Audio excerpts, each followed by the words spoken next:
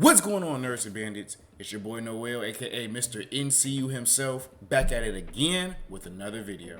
And welcome back to another rendition of NCU Reviews. As I've stated in previous videos, when it came to my anime experience, the first ever anime that I watched was Naruto. I got super deep into Naruto, basically blocked out everything else, and then eventually once Naruto finished, I decided to hop into Attack on Titan. While waiting for season 2 to finally get animated, and of course reading the manga, I realized, hey, there's a lot of other anime that I've been interested in, but also just completely missed because I was that locked into Naruto. So with this channel, outside of talking about current updates when it comes to gaming, comics, and anime, as well as writing my own what-if stories, I want to go back and watch all of those other animes and actually give reviews on them. And that's what with this episode, in a very long future series of episodes, we're going to start talking about Bleach. The title of this video is probably going to be something along the lines of Bleach Season 1 review. That's mainly due to the fact that I'm watching Bleach on Hulu and they've broken up everything into seasons, so I wanted to more so give my thoughts with each part, and that way, of course, give more context and give more updates instead of just waiting for this super long watch through the whole series and then all of a sudden try to give a review. And outside of just being able to crank out more videos for you guys, it also gives you a chance to get constant updates on where I'm at. And when I was doing my review on One Piece, when I was doing it more so in a short form style, a lot of people kept commenting, can't wait till you get to this part, can't wait till you get to this part, can't wait till you find out this. And of course it gives extra engagement, which is what I want. So before I get into what my thoughts are on Bleach so far, if you guys don't mind, please like the video, subscribe to the NCU channel, and turn on your post notifications so that way you're updated whenever I upload. Doing this, of course, not only helps my channel grow, but I do want to constantly keep making more long-form content. And this right here shows me what you guys really like and what you guys want to watch. And of course, as always, if there's any recommendations for any animes, comic movies, gaming movies, or whatever it is, you can of course leave it in the comments. If this is your first time to the NCU channel, I want to welcome you and I'm glad that you stopped by. Of course, if you don't subscribe, I'm still appreciative of the fact that you decided to click on this video anyway. But with all of that out of the way, let's get into the real reason why you clicked on this video. Bleach review, Rukia being kidnapped, let's talk about it. So before I get into the actual episodes and parts of what I liked and didn't like when it comes to Bleach, one thing that I constantly kept hearing from people around me that started watching Bleach, outside of course how good it is, considering the 1,000-year blood war is currently going on, is the fact that Bleach starts off very slow. As someone who took about 6 months to watch all of One Piece and get caught up, I can understand slow moments, especially because one of the slower moments in the beginning of One Piece for me specifically was Syrup Village when it comes to us in the Straw Hats getting Usopp. Overall, I felt like that island dragged on a little bit too long, but afterwards we ended up getting to the Bartier and then of course Arlong Park, which basically shot the hype and everything and the action up to 11. So for me, I'm thinking, okay, if Bleach starts off slow, it's gonna be cool. We're gonna just sit back and we're gonna wrap this out just like we did with One Piece. When I tell you guys that those first few episodes, they dragged for real. Like there were a couple of times I legitimately thought, just pick up the manga and read this and be done with it. But right before I decided to actually start reading the manga online, that's when Uryu popped up. Getting a bit ahead of myself right now when it comes to this review, but that's personally where I think that Bleach actually took off for real, and that's when I started really getting invested into it. Invested mainly in the aspect of action, not because of story. Story-wise, I got invested a lot earlier. Before I get into that, let me talk about some stuff that I really like when it came to this season of Bleach. For starters, I really do enjoy the dynamic between Ichigo and Rukia. Seeing Ichigo become a Soul Reaper after taking Rukia's powers and legitimately sitting back and watching their relationship unfold was very nice. Especially because as each episode goes, she's actually teaching him as well as us, the audience, a lot of what's going on and a lot of the actual context behind everything. Finding out about the soul balls that ended up separating Ichigo's Soul Reaper side away from his actual body while still allowing his actual body to move around was very interesting. Funny enough, that soul ball now inhabits a bear named Cone, and he's quite funny. Annoying sometimes, but still funny nonetheless. I think one of the biggest shocking moments for me personally in the beginning of Bleach that Rukia explained is how hollows are actually humans. It's not a concept that's unheard of, like, oh my gosh, these evil beings used to be humans. Of course, that's coming from somebody that watched Attack on Titan before watching Bleach. But at the end of the day, watching the process of how those human souls became hollows was really sad. Especially because one of those hollows that ended up attacking the group was Orihime's brother. It's sad, and it actually puts a lot of pressure on the Soul Reapers themselves, because if they do not absolve those souls quick enough, then they will get turned into hollows. I think the second biggest gut punch for me, which second as in second on the list, not more so based off of my ranking on how like detrimental it was finding out about how Ichigo's mother passed away. Ichigo was going years believing that he was the reason why his mother passed away, and that it was all of his fault, constantly taking the blame upon himself. And in something I kind of predicted as I was watching the episode, a hollow was definitely involved. The way that the hollow actually did it though was even crazier. If I remember correctly, I believe this hollow was called the Grand Fisher Hollow. Nevertheless, when Ichigo was a child, he thought he saw a girl about to jump into the water and drown possibly. This caused Ichigo to run towards the girl. His mom decided to run after him, and then blinking you miss it, Ichigo's mom has passed away. This is a very tragic moment because until Ichigo became a Soul Reaper, he's been living with this guilt forever. But even though Ichigo has been holding on to this pain for so long, he still has a good set of friends by his side. Two of which who end up getting powers later on this season, that being Orihime and Chad. As I was watching this season, I noticed that Orihime was playing the more typical anime girl, the one who was very, very shy, but of course in love with the main character. Of course, she couldn't see or explain hollows because she didn't have her powers at first, until her brother who passed away ended up becoming a hollow. That hollow at that point attacked her friend Tatsuki, I believe attacked Ichigo's sister, and at that point, she was then able to start feeling these presents and seeing small things. Chad, on the other hand, this season, can't see hollows at all, but was still running fades and being able to instinctually dodge. The way that Chad is introduced is him being very, very quiet, laid back, and of course, it was an episode where we see that there is this talking bird. My first thoughts when I saw this was, oh, okay, we're gonna get talking animals, until I found out that there was a lost child soul that ended up inhabiting that bird, and they were waiting for that soul to be sent away. Apologies, I had to go back and do some quick research to make sure I got some things right. All of the souls that were absolved were sent back to the Soul Society. I kept saying they were absolved, which in a sense they are, but they are sent back to the Soul Society. If they aren't sent there in enough time, that's when they get turned into hollows. But between the two friends that Ichigo has, being Orihime and Chad, that eventually get powers, let's kind of talk about their powers. Let's start off with the simplest one to explain, being Chad. Now, like I mentioned before, Chad in this point in time is not able to see hollows, but he's instinctively able to dodge them. With that happening, he's basically in a sense like Yuji Itadori. Left, right, good night. I do not know, but of course would hope that Chad will get an upgrade past this.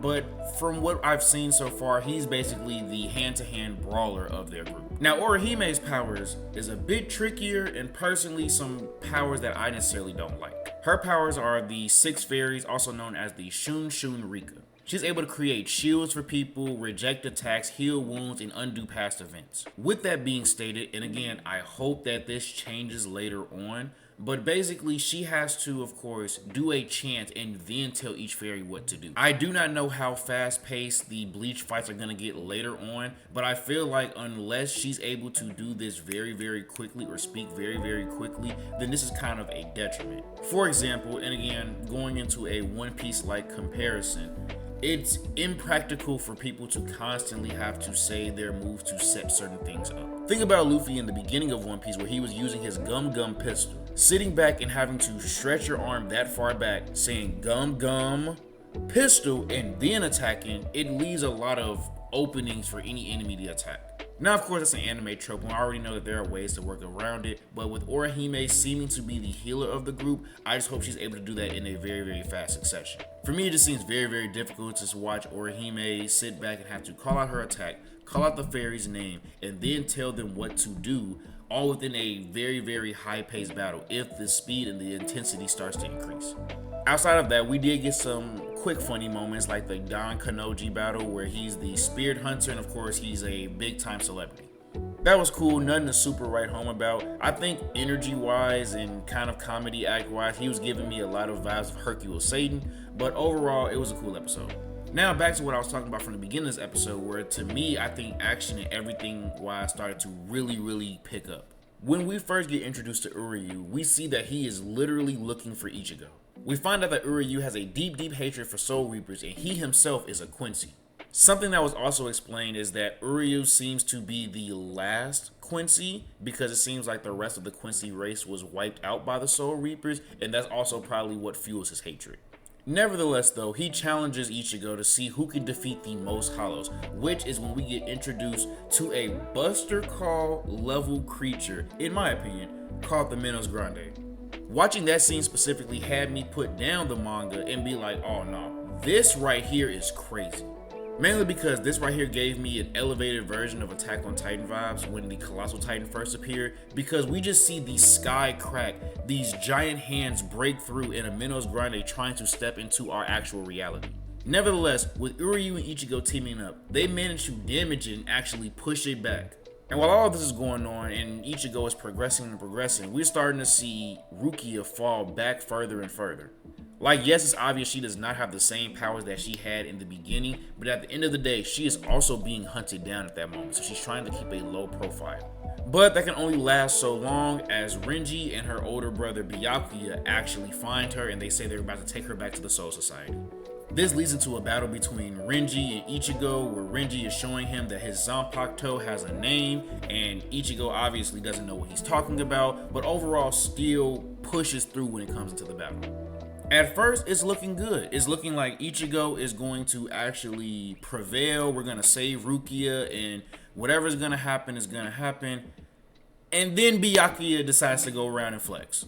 This right here is some original aura farming, because we see Byakuya literally break Ichigo's Zanpakuto, and then within the swiftness, we don't even see his body or his actual attack move. But Ichigo at that point dies. This, of course, GG's Ichigo, and Rukia is taken back to the Soul Society, where we find out that she's going to be executed. After waking up from such a brutal attack, Ichigo talks with my personal favorite character of the season, and someone who was showing up throughout the entirety of the season, Kisuke, because he wants to do what he can to get into the Soul Society to save Rukia.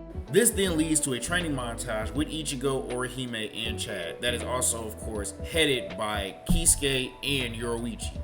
Now, one quick spoiler that I already know is that Yoruichi is a woman.